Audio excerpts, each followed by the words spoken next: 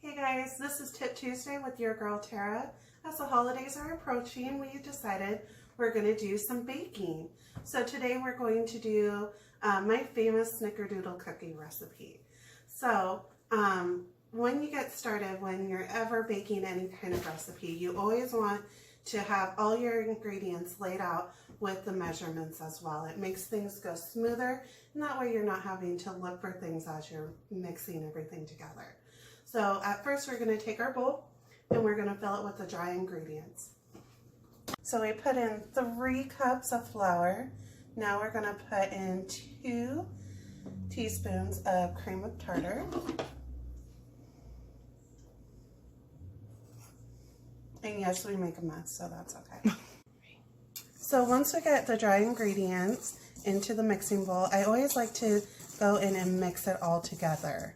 So it comes into one color and all the ingredients of the dry powders are all mixed in. Okay guys, once you have your dry ingredients mixed, we're going to cream the butter.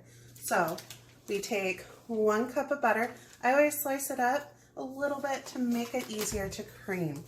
So we put the 1 cup, and then my favorite part, we're going to put in the sugar. So 1 cup of white sugar, and then ½ a cup of brown sugar.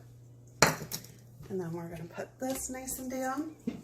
By the way, this is called Jeff, and he's been with us for quite some time, and he does awesome.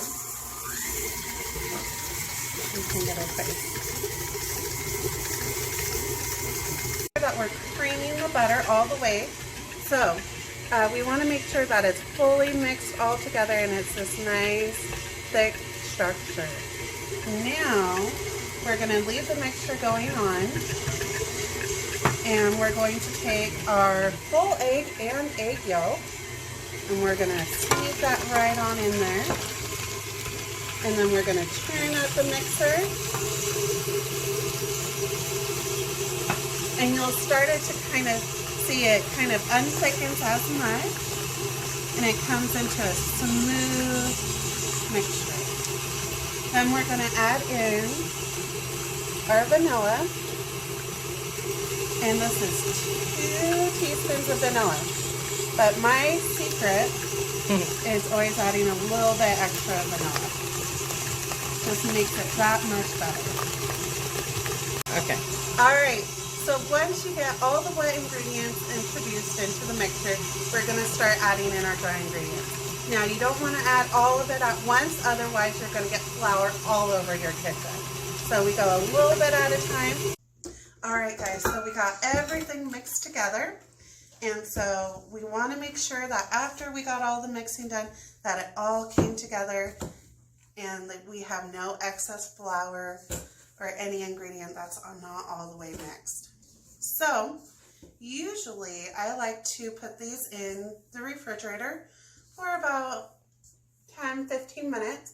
That way the mixture gets really cold, so that when you're rolling up the cookie dough balls into the powdered sugar and cinnamon, that it doesn't become a big mess with your hands.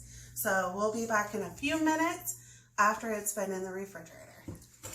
Alright guys, so now that our mixture has fully cooled down, we're ready to start rolling them up in a little ball and get them to start cooking. So you can use any kind of scoop. I personally got this from a canister of coffee. It's the perfect size. Or you can use like an ice cream scoop, a spoon, whatever you prefer. So you just fill it up with a little bit of dough. And I always use the same instrument over and over again so that it comes out the same amount every time. And you roll it up into a little ball, and then you put it in your sugar and cinnamon mixture, and make sure it's all the way wrapped in, and then you put it right on the pan. Cookie balls all mixed in with the sugar. We're going to put them in the oven for about 10 minutes. It can be up to 12 minutes depending on your oven. So your first batch is always your tester. I always say start with 10 minutes. If they look like they need a little bit more time, just keep adding a little bit more time until they're perfect, and then that's when you know exactly how long it's going to take to cook your cookies in your oven.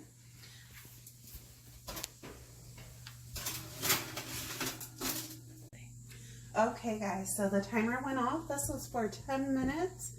And we're going to take out the cookies. Be very careful, don't burn yourself like I have done multiple times. They're going to look super, super good. So the great thing about parchment paper is that whenever you're baking, you know, it's kind of hard because it's like, okay, I want to continue making my cookies, but I have to wait for my pan to cool down. And you can't transfer the cookies off your pan until they have cooled. So the great thing about this is that we can slide these on right onto the drying sheet. So as these are cooling off, we are able to go on to the next one. All right guys, so the cookies are all cooled down and ready to eat. So have a wonderful Thanksgiving. Again, this is Tip Tuesday with your girl Tara.